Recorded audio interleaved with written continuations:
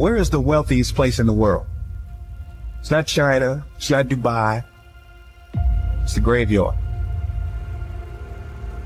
Because in the graveyard, you will find inventions never invented, businesses never erected, songs never sung, books never written, ideas never nurtured, people never realized. But you wanna know something else? You're not in the graveyard yet. We get one life, and every passing moment, we will never get back again. The problem is, you think you have time. Stop wasting your life. How many hours a day you waste, or how many hours a week you waste? And the classic answer is something like 4 to 6 hours a day. You know, inefficient studying, watching things on YouTube that not only do you not want to watch, that you don't even care about, that make you feel horrible about watching after you're done. That's probably 4 hours right there. You know, you think, well, that's 25 hours a week. It's 100 hours a month. That's 2.5 full work weeks. It's half a year of work weeks per year. And if your time is worth $20 an hour, which is a radical underestimate, it's probably more like 50 if you think about it in terms of deferred wages. If you're wasting 20 hours a week, you're wasting $50,000 a year. And you are doing that right now. And it's because you're young, wasting $50,000 a year is a way bigger catastrophe than it would be for me to waste it, because I'm not going to last nearly as long. And so if your life isn't everything it could be, you could ask yourself, well, what would happen if you just stopped wasting the opportunities that are in front of you? You got to be very intentional and deliberate. The stuff that you're dreaming about, the stuff that you want to happen, it's not going to happen by osmosis. Like, you got to get up and you got to go after it. And what the devil wants you to do, what the enemy wants you to do, is get distracted and focus on stuff you shouldn't be focusing on. He wants you to stay in bed. What he would love to do is for you to waste these next 2 or 3 weeks. People spend time waiting for when the time is going to be right. They're waiting for the pieces to fall into place. They're waiting for the planets to align. They're waiting for everything to be all set. It's not going to happen. You want to know when the time is right? The time is right now. All you have to do to kill procrastination is just start. More active and commendable still is the person who is waiting for the daylight and intercepts the first rays of the sun. Shame on him who lies in bed dozing when the sun is high in the sky, whose waking hours commence in the middle of the day. You have to dedicate every breath, every ounce of energy, and every thought and effort that you possibly have in your heart to becoming what it is you want to be. Because nothing great comes from a position of comfort. Everything worthwhile, everything that is great comes from being in a position of uncomfortable. Nothing worthwhile is easy to get. Everything is going to make you uncomfortable. Get fucking used to it. And if you can get used to being uncomfortable, your fucking limits are non-existent. Everything strives to become all it can possibly be. And that striving to become is what discipline is all about. Disciplining ourselves to fulfill our natural potential to become all that we can be. And finally, discipline attracts opportunity. Opportunity is always looking for ambition and skill in action. Discipline taps the unlimited power of commitment. The human will in action, driven by inspiration, enticed by desire, tempered by reason, guided by intelligence, can bring you to that high and lofty place called the good life. Discipline, those unique steps of intelligent thought and activity that put a lid on temper and a faucet on courtesy, that develop positive and control negative, that encourage success and deter failure, that design lifestyle and control frustration, that enhance health and curb sickness, that promote happiness and manage sadness. Discipline, the start and the continuing process that brings all good things. And remember, anyone can start the process. It's not if I could, I would. It's if I would, I could.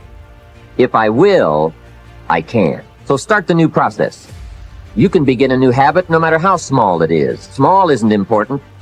Whether or not you start and whether or not you continue are all that is important. And don't be deluded by an affirmation.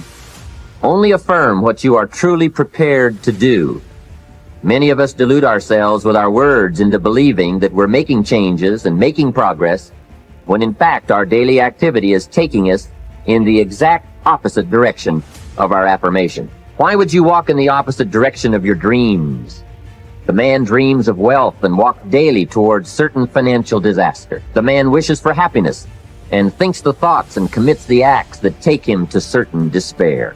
So to have a prosperous life, start a prosperity plan. To become wealthy, start a wealth plan. Remember, you don't have to be wealthy to have a wealth plan. A person with no means can have a rich plan. If you are ill, start a health plan. If you don't have energy, start an energy plan. If you don't feel good, start a feel-good plan. If you're not smart, start a smart plan. If you can't, start a can plan. If you haven't, start a have plan. Anyone can, even a bad person, can start hearing good messages and reading good books. Recognize that the start of the better life, the happy life, the wealthy life, is today. This is exciting. Both the process and the result can begin today. Start the new journey today. If you think of a new idea, today is the day to begin the discipline of putting that idea into action. Set this day up as a long, busy, exciting start for your new life. Get your first book for your new library today. Begin your new practice of setting goals today. Start clearing out a drawer of your new orderly desk today. Start eating an apple a day on your new health plan today. Put some money in your new investment for fortune account today. Start reading with intensity for your new wealth of mind plan today. Write a postponed letter today. Make a delayed telephone call today. Pick up your camera and take a picture of something to start your new treasury of photographs today. Get some momentum going on your new commitment to the better life. See how many activities you can pile on in this first day. Go all out. Break away from the negative downward pull of gravity.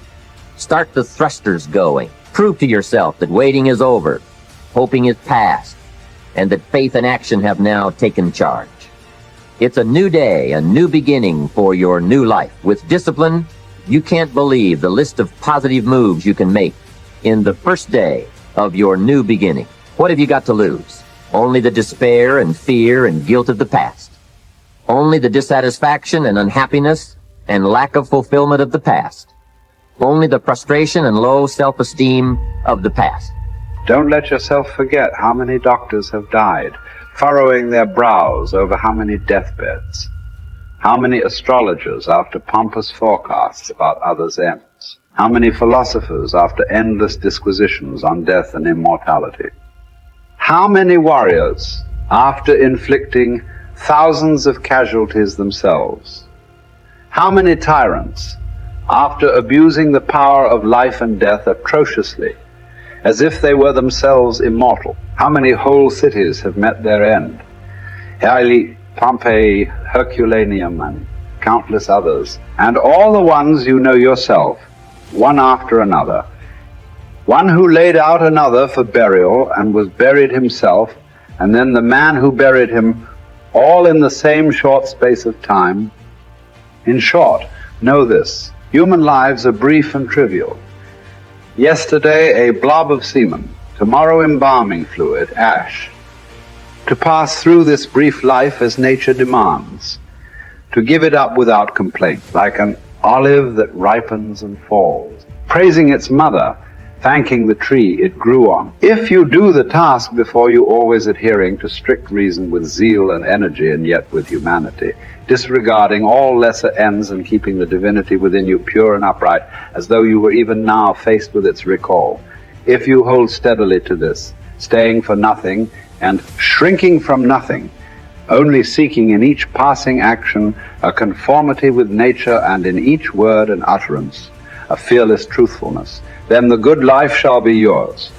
And from this course no man has the power to hold you back. Soon you'll be ashes or bones, a mere name at most. And even that is just a sound, an echo. The things we want in life are empty, stale and trivial. Dogs snarling at each other, quarreling children, laughing and then bursting into tears a moment later. Trust, shame, justice, truth, gone from the earth and only found in heaven. Why are you still here? Sensory objects are shifting and unstable. Our senses dim and easily deceived. The soul itself, a decoction of the blood, Fame in a world like this is worthless, and so wait for it patiently, annihilation or metamorphosis. And until that time comes, what? Honor and revere the gods. Treat human beings as they deserve.